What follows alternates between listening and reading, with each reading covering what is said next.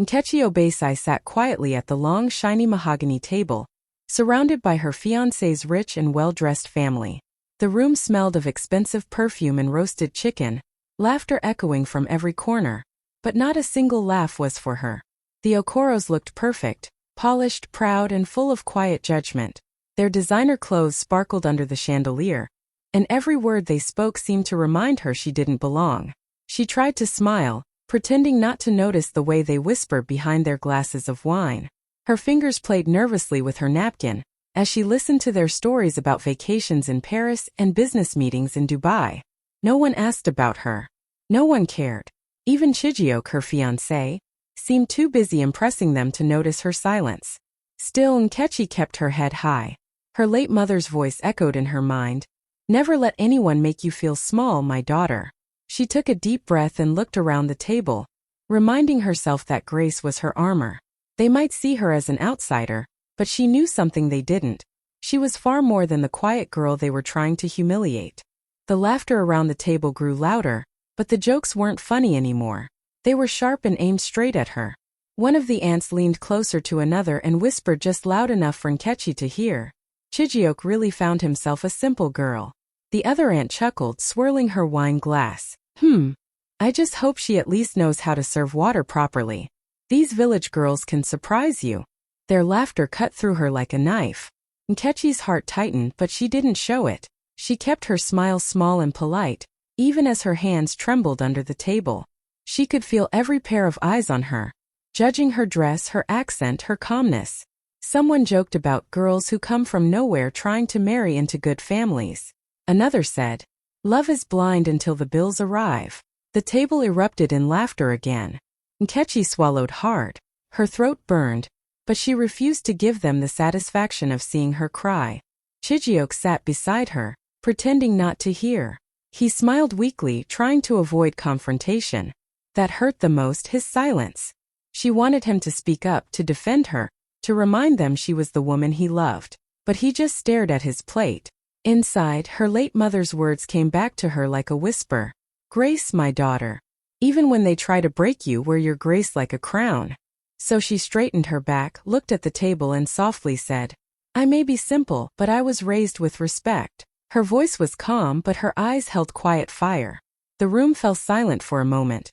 Awkward, heavy, uncomfortable. Then the aunt forced a laugh, trying to brush it off. But Nkechi saw the discomfort in their faces.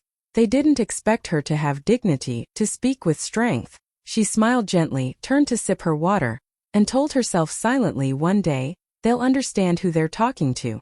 The servants began placing plates of jollof rice, roasted chicken, and steaming soup on the table. The air was filled with rich smells, but Nkechi's appetite was long gone. She sat quietly, her eyes fixed on her plate, praying the evening would just end peacefully. But peace was never what the Okoros had in mind. One of the cousins, a tall, arrogant man in a designer shirt, looked at her and smirked. "Poor girl," he said loudly enough for everyone to hear. "This is not really your kind of table. Maybe you should eat later when we're done." The room froze. Forks stopped moving. Even the laughter died midair. Nkechi felt her chest tighten. Her hands shook under the table, but she forced herself to stay calm. She turned to Chijioke, hoping, just hoping, he would say something. Defend her. Stop the humiliation. But he didn't. He stared at his food, pretending not to notice, his cowardice screaming louder than words. Then the eldest aunt, the same one who had been giving her sharp looks all evening, set her wine glass down and said coldly, "Please, young lady, leave the table. This dinner is for family." The words hit her like a slap. Everyone's eyes were now on her. Her heart raced, her face burned, but she didn't want them to see her break. Slowly, she placed her napkin on the table and stood up. "Excuse me," she said softly, her voice calm but trembling at the edges. As she walked away, she could feel their smug stares following her. People who thought money made them better. But what they didn't know, what none of them could even imagine, was that the roof above their heads didn't belong to them. It belonged to her. Her late father's voice echoed in her mind. "Never explain your worth to people who measure it with gold." Nkechi walked out of that dining room with her head high. She left in silence, but that silence carried the weight of a storm they weren't ready for. For her not gaps or no I bid no blue answer today, let me you hope me miss it. I went the dish, Nemo Bata. See, me fire. They are breath vahnig. Flosser who strips soon at therapy dish. Sir, with no wooden skim. See for the sear mean we oak with the asla. And our kirky sick on the bringidle. Hail of sear, but go wish that he siggles with off iler for the so if a law. Sir, it's a milk in the name. That no fits real nation, madden I was all with. Where's so win it? Heard nang it is through Zuho and Navinoid. Derp so veil. Nyammer. Her another ever with off who hope be full of more with the capital net. Sir, each dash nothing in silks are. Hail else the her nerdish. Ster was no lessons wish thou. Twalish name it was a hip. He's lord was a hip on. Skate her. Nemo murph softish. Yeah, we're with she risha. He didn't get what he merged well, so else no less other thing you got.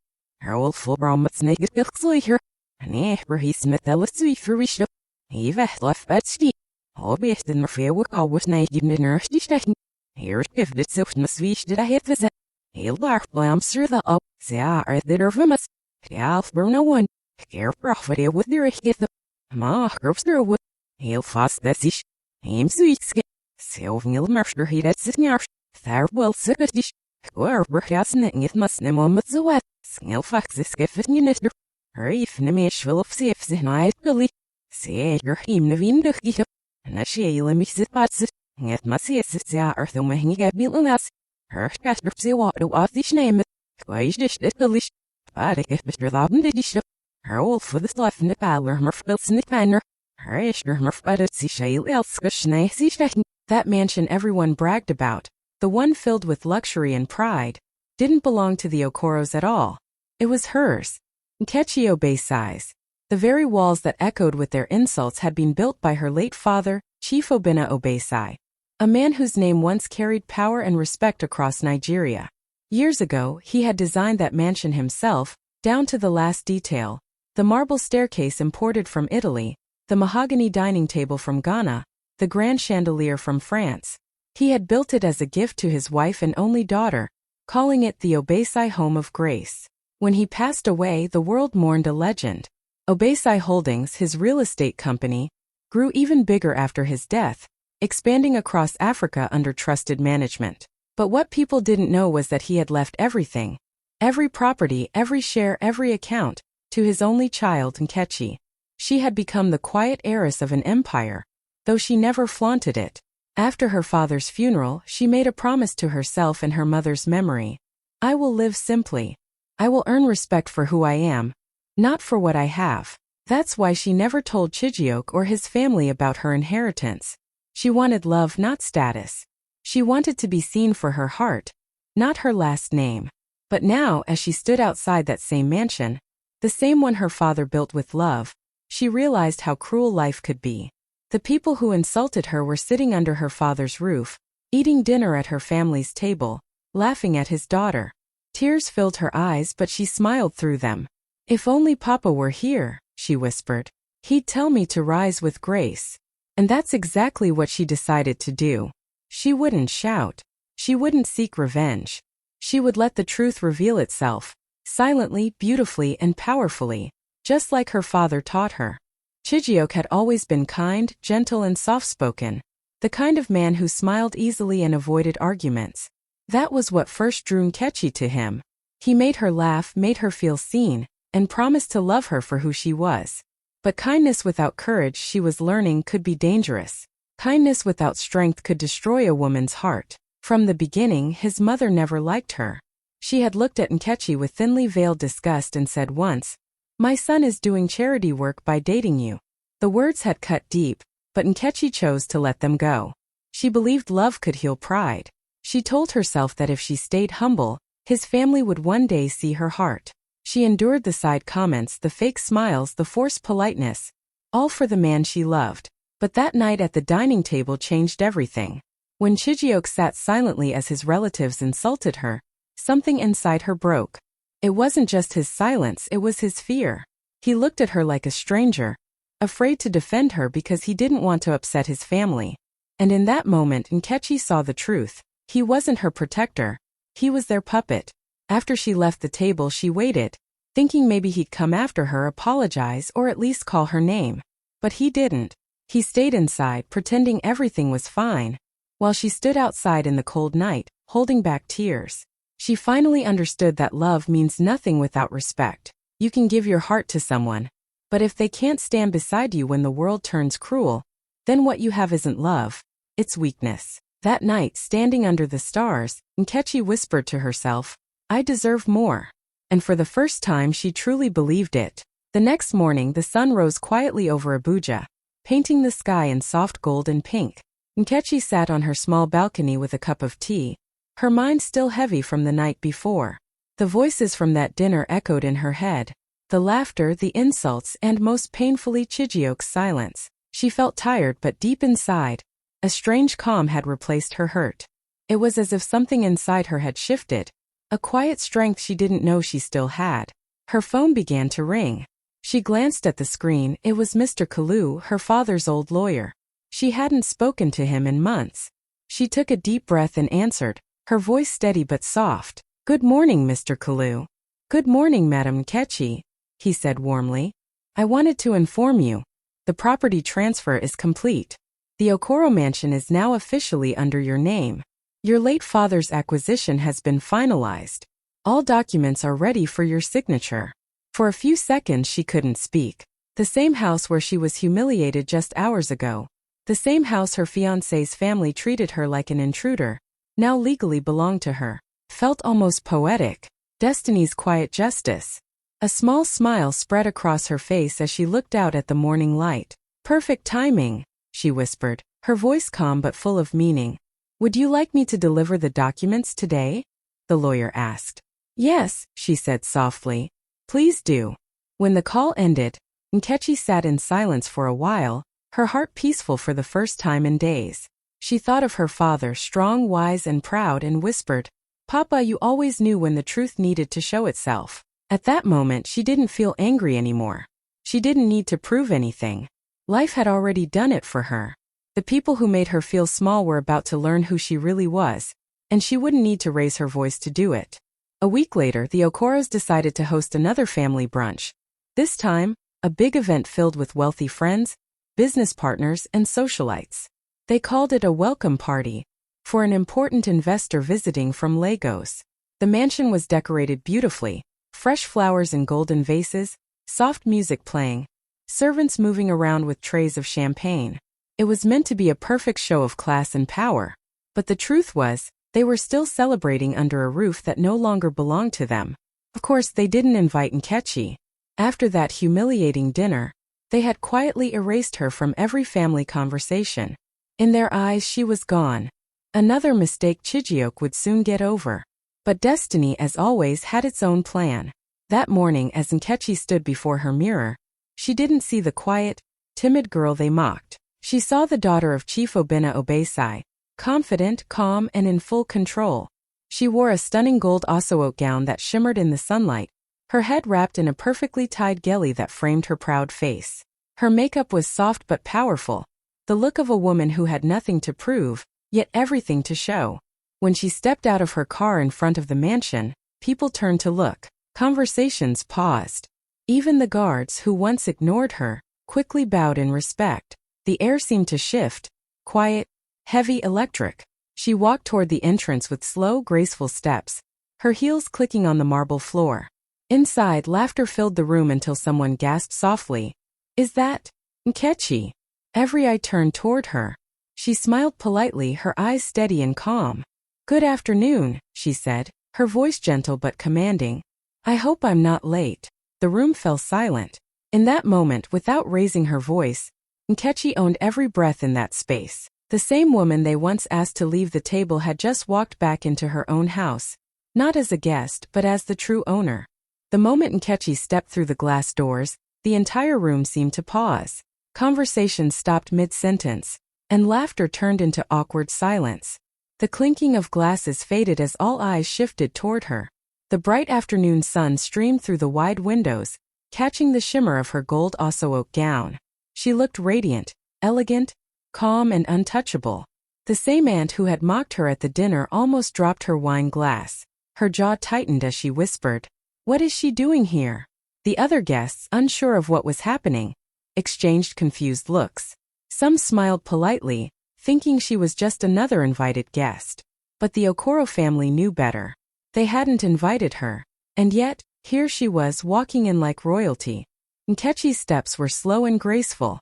Every movement carried quiet confidence. She didn't rush, didn't look nervous. She simply owned the moment.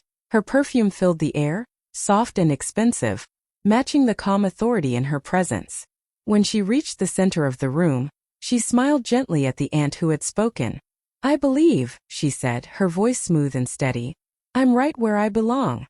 Her words hung in the air like music, calm but powerful, polite but piercing. A few guests turned to look at each other, whispering. "Who is she?" someone asked. "She looks familiar." Another muttered. "She carries herself like a queen." The Okoro family tried to force smiles, pretending everything was fine. Chijioke looked stunned, his glass trembling slightly in his hand. His mother's face hardened, but she said nothing. Nkechi walked further in, greeting a few guests with gentle nods. "Good afternoon," she said warmly. "I hope everyone is enjoying the event." Her tone was peaceful, but something about her calm made the entire room uneasy. She wasn't the poor girl they remembered. She was the woman they underestimated. And though they didn't know it yet, this gathering wasn't theirs anymore. Kek. As Nkechi stood gracefully in the middle of the room, people still whispering, the atmosphere grew tense. The Okoro family tried to act normal, forcing smiles for their high society guests, but confusion lingered like a heavy fog. Just then, a young waiter approached her politely, holding a folder and a pen in his hand. "Good afternoon, Madam Owner," he said softly, bowing slightly. "Please, your signature is needed for the event bill." The room went completely silent. It was as if time froze.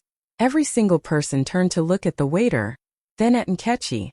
The word Madam Owner echoed in the air like thunder. "Madam what?" one of the uncles asked, his voice cracking in disbelief. The waiter, looking a bit nervous, repeated clearly, "Madam Owner, sir. This property and the entire estate belong to Miss Nkechi Obei-sai." A glass slipped from someone's hand and shattered on the marble floor. The aunt who had mocked her earlier nearly dropped her wine again, her face pale with shock. Guests began to murmur, unsure if they had heard correctly. Chijioke's eyes widened.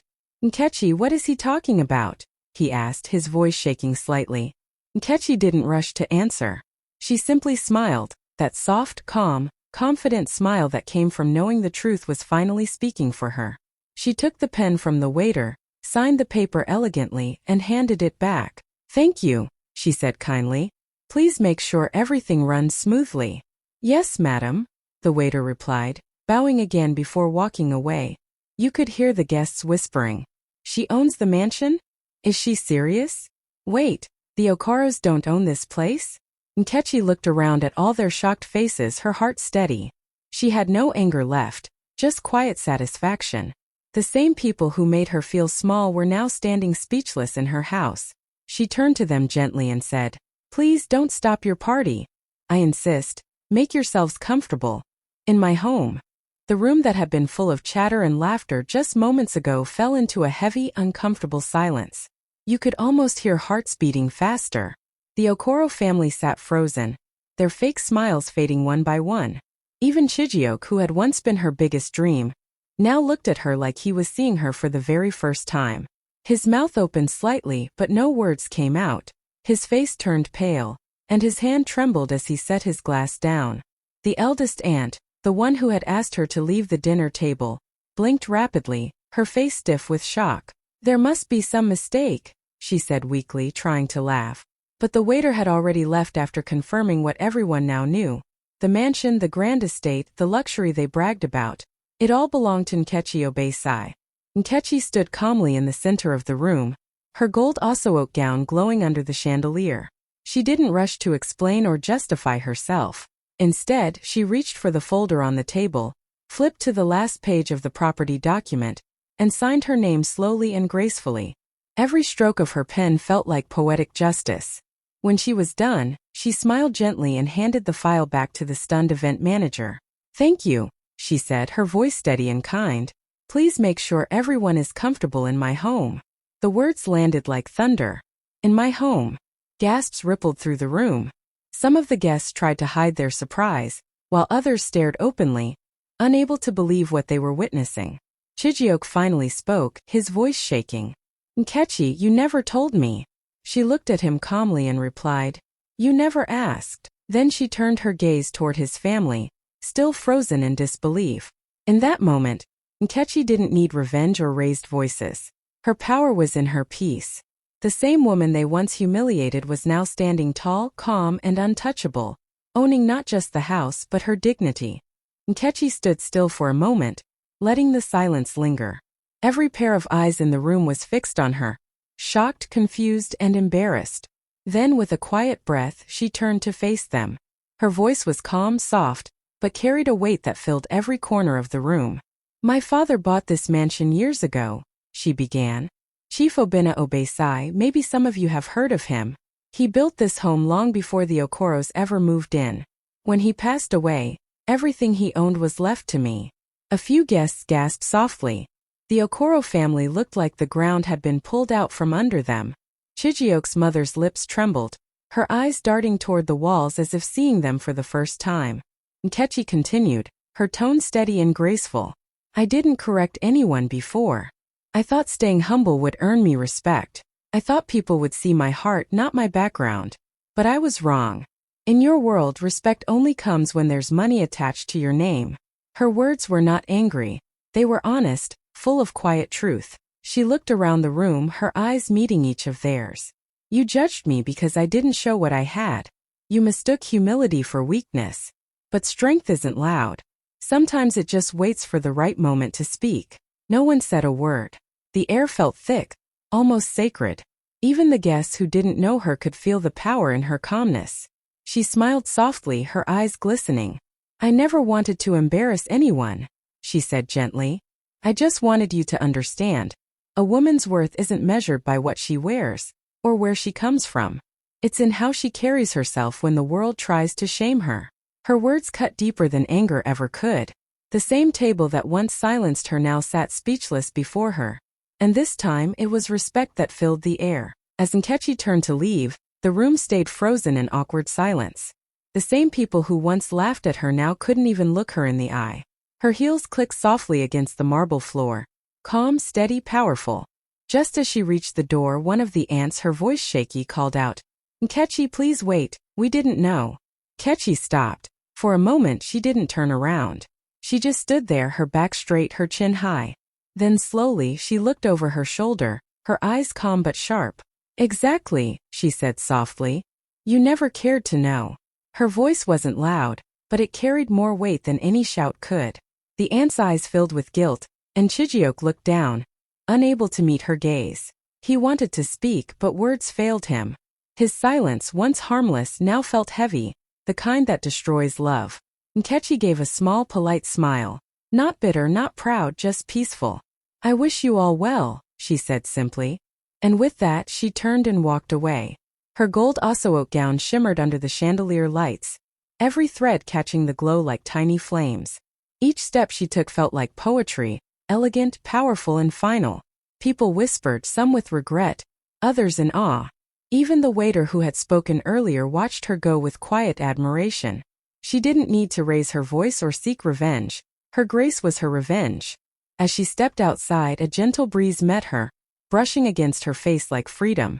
The mansion behind her buzzed with confusion and shame, but Nkechi didn't look back. She had walked into that house as someone they mocked, and she was leaving as the woman they would never forget. Her walk wasn't just an exit, it was a statement. Every step said, "You tried to make me small, but I was never meant to fit at your table. I was meant to own it." That night, long after the brunch had ended, someone uploaded a short video clip from the event to social media. Within minutes, it began to spread like wildfire. In the clip, you could see Nkechi standing in her golden Oseoke gown, calm and radiant. The waiter approached her politely and said, "Good afternoon, Madam Owner. Your signature is needed for the event bill." The camera captured the stunned faces of the Okoro family. Their wide eyes, dropped jaws, and frozen expressions. People everywhere were watching. Comments flooded in. "She's the one who owns the mansion? The poor girl they humiliated just walked in like a queen. Wow.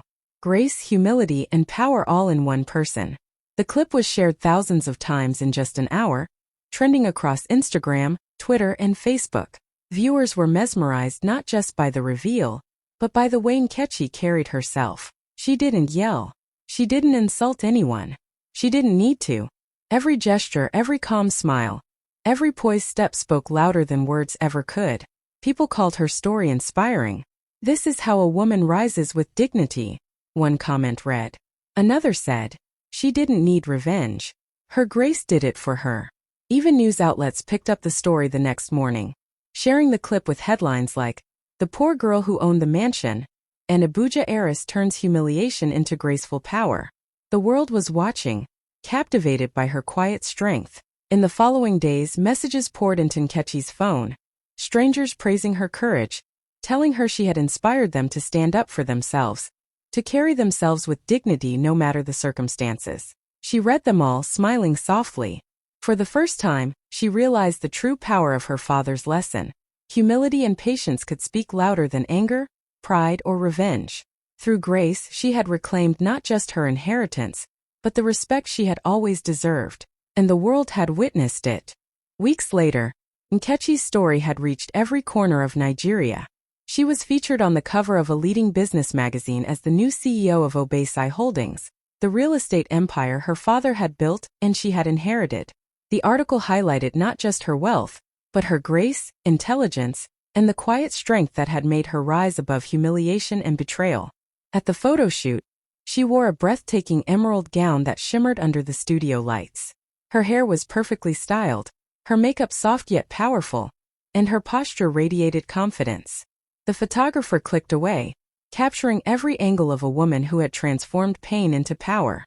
When asked what message she wanted to share with the world, Nkechi smiled gently and said, "Never let anyone make you feel small in a place you were born to own. Stand tall, speak with dignity, and let your strength shine quietly." The magazine's caption summed her journey up perfectly.